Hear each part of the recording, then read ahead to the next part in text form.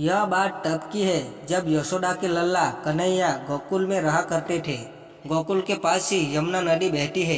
एक बार यमुना नदी में कालिया नाग ने अपना घर बना लिया और नदी के पानी को अपने विष से जहरीला कर दिया। उस पानी को पीकर पशु पक्षी और गांव के लोग मरने लगे थे। एक बार श्री कृष्ण अपने दोस्तों के साथ खेलते खेलते यमुना नदी के किनारे पहुंच गए और खेलते खेलते अचानक से उनकी गेंद नदी में गिर जाती है। अब यमुना नदी के पानी और उसमें रहने वाले कालिया नाग के बारे में सभी को मालूम था, इसीलिए मौत के डर से कोई भी नदी में जाने को तैयार नहीं था। तब श्री कृष्ण ने कहा कि मैं गेंद लेकर आता हूँ। सभी बच्चों ने उन्हें नदी में जाने से रोका, लेकिन वह नहीं माने और नदी में छलांग लगा दी। सभी बच्चे डर के मारे घर पहुँचे और यशोदा मैया को कन्हैया के नदी में कूदने की बात बता दी।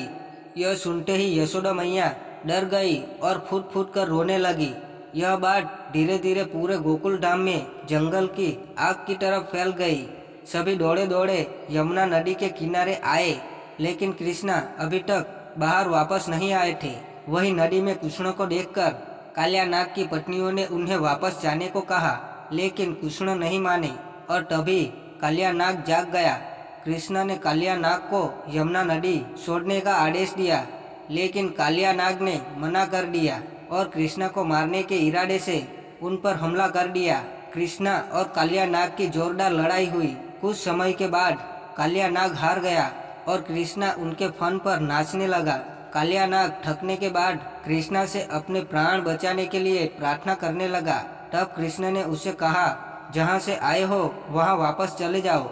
कालिया नाग ने कहा कि वहाँ पर गरुड़ मुझे मार डालेगा, मैं वहाँ कैसे जाऊँ। इस पर कृष्णा ने कहा कि मेरे चरणों के निशान तुम्हारे फन पर है, उसे देखकर गरुड़ तुमको नहीं मारेगा।